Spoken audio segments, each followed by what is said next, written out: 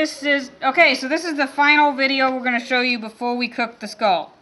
So if you read about and look online, they'll tell you to get up there with your instruments and get up all this flesh off of there. But you're going to leave instrument marks everywhere, okay? So what I do is remove this huge chunk of meat back here from next to the head. This is your bite force. I leave this lower part alone because you will get more and more instrument marks the more you work on it. So then you could consume this. This is a nice piece of meat.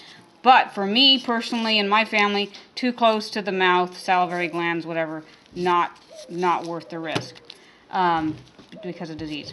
Now you can take out we took out the tongue, also not consuming that. And we took out the bottom part here because that's very easily removed without a bunch of instrument marks. And this way your head is going to take way less time to cook. So what I do is I stick it on the stove and cover the whole thing with water, way more than you need, and I boil it. A lot of people are cringing because they believe in using bugs. I don't want bugs. I'll put it in a pot and cook it, and you cook it basically until it's starting to fall apart. Does not hurt the structure of the bone as far as I can tell. I've never had a problem with it. So what you're doing is you're cooking it down, and then you come in there and you see how is the meat coming off, and if it's sloughing off, then great, and then you can take it out and try to process it. If it's not quite, then you cook it more because you're also now cooking the brain, okay, and the brain's here, and it takes a while to get done.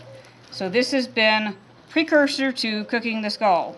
What happens if you overcook the skull, sister? Some people say that it becomes brittle, but I just cook it. Huh? Oh, yeah, and also the teeth can come out. And I've seen that.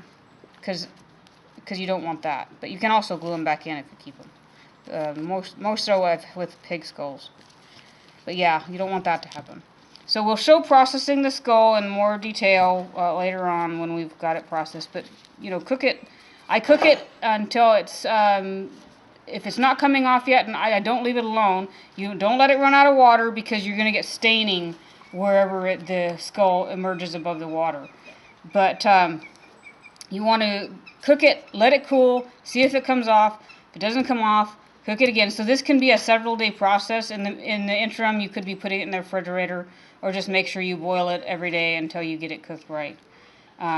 That's the way I run it because I'm not using this to feed anything, so it's not worried about spoilage. But that's how we do it. We'll see you after we cook the skull.